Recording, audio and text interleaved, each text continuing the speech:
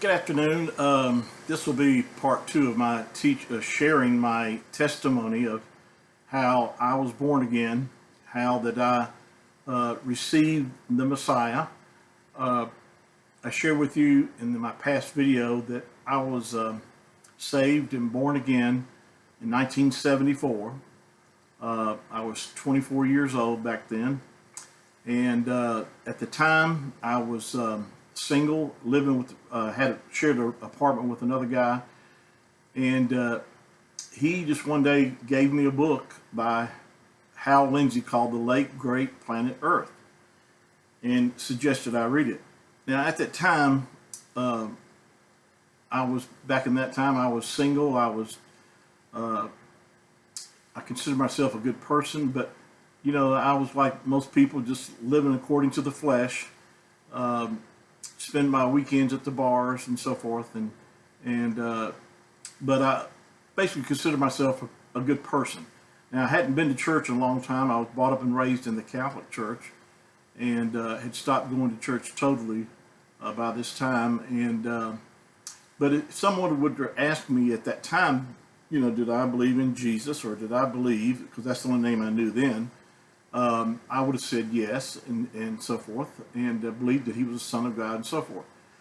But it was all an intellectual belief. It wasn't a heart belief, and that's what I want to share with you today, and help people to understand that it's more than just intellectually believing something in your head because you've been told something that all your life growing up. And of course, like I said, I was brought up and raised in the Catholic Church, and the Bible wasn't used very much, and is not used very much in the Catholic Church. They do read from it sometimes, as far as when they have their Mass, but the predominant book they use is their Catechism book, which is basically a religious book written by man. And so I was not really very familiar with the Bible, even though I had read some. I remember my teenage years reading the Bible, and I thought the book was boring. I couldn't get anything out of it, and so I really didn't study anything from the scriptures after that. And this time in my life, like I said, I was single, 24, just living according to the flesh. But there was an emptiness there. I wanted to know more. I wanted knew that there was more to life than what I was experiencing. And so when I read this book by Hal Lindsey, the thing that turned my life around was the fact is, and I shared this in my last video, was the fact that in the book, it was written in 1974. Well, that's when I read the book. I think it was written maybe a year or two, a couple of years maybe before that. But the point is that the nation of Israel, it was predominantly about prophecy and about the nation of Israel. And he went through the scriptures showing where that our Creator, Yahuwah, told the nation of Israel, that if they kept his commandments, they would be blessed in the city, blessed in the field, blessed when they came out. You'll find all this in Deuteronomy chapter 28. But he also told them that if they disobeyed him, and if they began to seek after other gods and so forth, that he would scatter them, and they would be cursed in the city and cursed in the field, cursed when they went out and went in. And so he pointed out different scriptures that this exactly happened to the nation of Israel, and that they had become back as a nation in 1948, which was a miracle in itself, that they were a nation. And this has never happened in history before, where a nation was dispersed and done away with, and for over 2,000 years they were not a people, or did not have a homeland, did not have a nation. So when they came back in 1948, May 14th, 1948, that was a big sign that, of course, the scriptures were true, but it was also a sign to us, knowing that we're in the latter days as far as the time frame that we're living in. Of course, then in 1967, they regained the capital of their city. Their capital, which is Jerusalem, and won that in the 6-Day War. And because of that, you know, these things I could see, because this, like I said, this is 1974, 1967. You know, that had only been, 7 years since that time that they had taken over that. So all this was fairly new, and I was aware of it. So what it did for me, though, it helped me to understand and see that the Bible had to be true. There's no other way that these things could have been written about over 2,000 years ago or more, and then see them happening in the day that I was living in. You know, there's a scripture in Isaiah that speaks about this, and I'll read this to you. And it says, this is, of course, Yahuwah, the Creator, speaking in Isaiah chapter 46. He says in verse 9, "Remember the former things of old, for I am God." Now, Yahuwah is speaking. He says, "I am God." Yahuwah is God, and there is none else. I am God, and there is none like me. Now, of course, the Hebrew word for God here is Elohim. Some pronounce it as Elohim, but this is a whole other teaching. But it actually would have been pronounced as Elohim, because the E pronunciation is only there because of the vowel pointing system that the Masoretic text changed the way that these words were pronounced. But that's another story. But he says, "I am God, and there's none else. There's none like me." And then verse 10 says, "Declaring the end from the beginning, and from ancient times the things that are not yet done, saying, my counsel shall stand, and I will do all my pleasure." Notice Yahuwah says that he declares the end from the beginning. See, this is about prophecy here. How would you prove, if you were the Creator, how would you prove to people that you exist, and you would prove them that you were the only God out there by telling people what was going to happen in the future, and then it come to pass, and you see that what he said came to pass?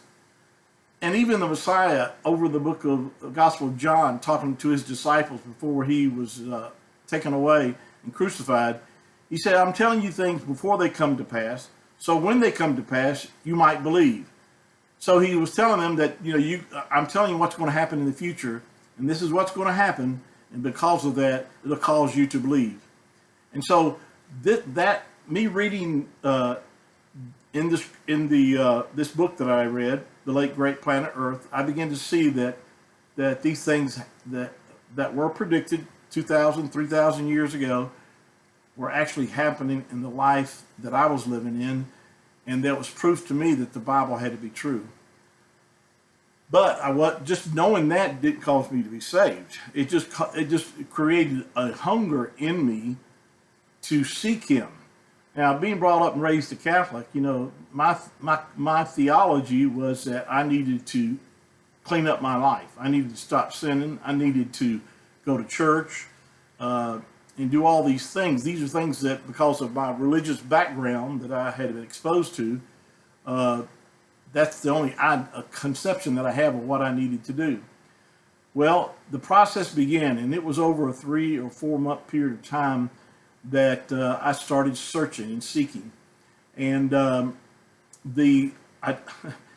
was really ripe for pickings if somebody would have come by and said, "Hey, do you want to know how to be saved? Do you want to know how you can know the true God?" I would have been ears wide open. I'd have been ready to hear what they had to say. But there was no one like that. And so it was just a seeking on my own. Now, it was so strong, this desire to know Him. I continued to go to the bars for a while. I continued to do things that I've been living my life as. But it was like I was beginning to lose that desire for that. My desires began to change. And I was hungering and thirsting for Him. And I shared with you in my last video, the scripture says that if you seek Him with your whole heart, you'll find them. And I can attest to that, because it began a journey of mine to know Him. I remember going to the Catholic Church during the daytime. Back then, they would leave their doors open, and I would go in there and pray. And wasn't anything particular. A lot of times I just go in there just to be quiet and just and I sensed his presence. I would sense his yearning, pulling me toward him. It was like everywhere I went, even in my car, it would be real quiet, and I would begin to sense his presence. You know, in fact, the scripture supports this because Yahushua himself said that the Father would draw men to him, and he began. This is what it was. It was a drawing to him, a wooing. I use the word wooing to me to him. And so this is the process that was developing as I was going through this. Again, my idea was that I had to start going back to church, and I did. And I'd start going back to doing this, try to quit, doing other things that I was doing.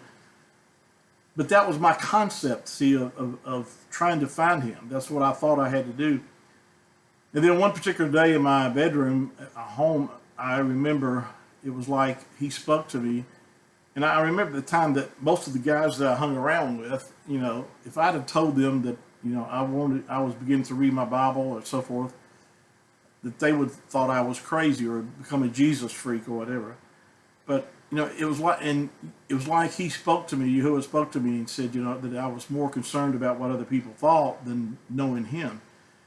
And when I realized what I was really dealing with, I just made that conscious decision and act of my will that I didn't care what anybody thought.